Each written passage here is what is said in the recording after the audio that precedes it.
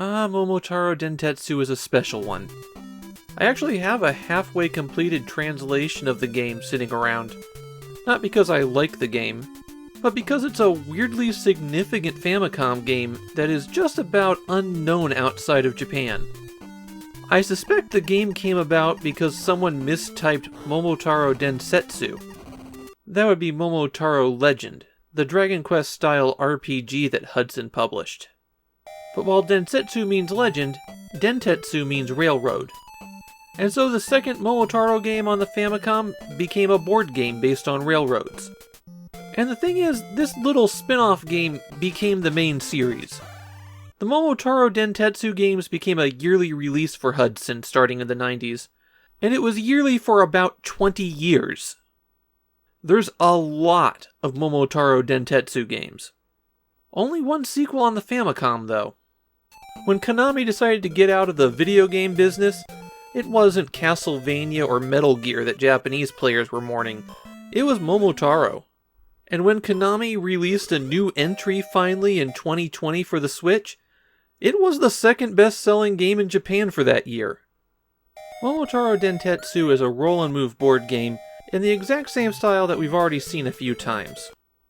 We saw the railroad-themed Tetsudo-o, and just 4 days ago I talked about Takeshi no Sengoku Fuunji. These games are based on a family of Japanese board games called Sugoroku. The way Sugoroku games generally work is that you have a track on the board, you roll a die to determine how far you move, some spaces have extra effects, and if you don't land on a special space, then some other random effect occurs. The games are 95% luck, and have almost no strategy or tactics for the player. They're things made to fill time, and consequently aren't very good board games. But it's what people in Japan default to when they think of board games. So it keeps coming back, and we're going to see a lot more of them. The goal in Momotarou Dentetsu is to be the player with the most income at the end of a period. At the beginning of the game, you can set up how many years you want it to run, and each year is divided up into 4 turns, one for each season. At the start of the game, you're given a random city in Japan. That's your train's destination. Then on every turn you roll a 6-sided die and move that many spaces.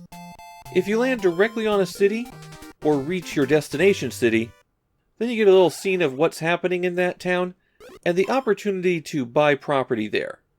You can buy train lines or attractions. At the end of the year, you receive income based on what you own. Now you might be thinking, obviously I get money for people riding over my tracks or visiting a town where I own property. Nope.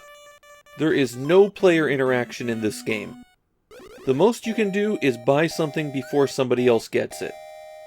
No matter where you stop, after you complete your actions, you roll 2 dice and then something occurs based on the results.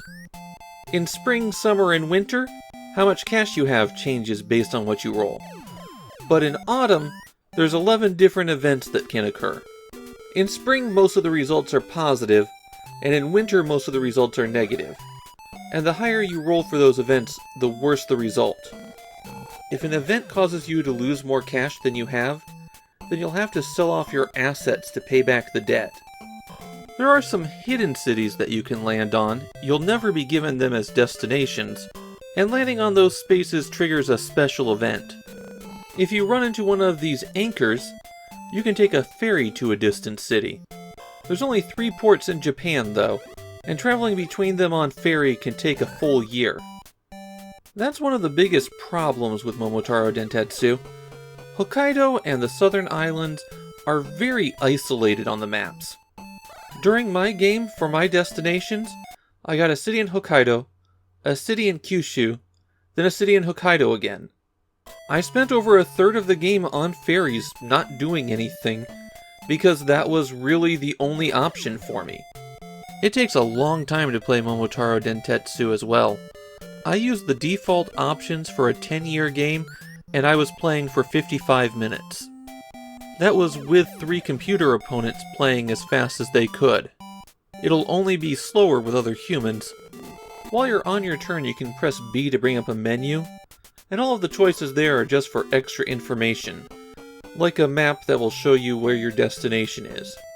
The game also came with a paper map showing the board layout, as well as what you can purchase at every town. And speaking of purchasing, there's a secret in the game. If you purchase all 15 hot springs in Japan, including some that are in hidden cities, then you get a short scene with a bunch of nude women bathing. No, I did not bother getting that for you. I mentioned it before with the other board games, but Momotarou Dentetsu's biggest problem is that it's just too random. I rolled 4 ones in a row on a path that was 8 spaces long, and that's just raw frustration right there. But the bigger problem is that if you get hit by some bad luck early on, you'll never get a chance to really get moving. And when you're down at the bottom, rolling high during winter guarantees that you're going to stay there. As a board game, Momotarou Dentetsu is pretty bad. The later games do add a bit more for players to do than just roll a die and watch the results pop out, but this one is about as basic as you can get. But it's still an extremely important historical game. I don't see anyone having a lot of fun with it, though.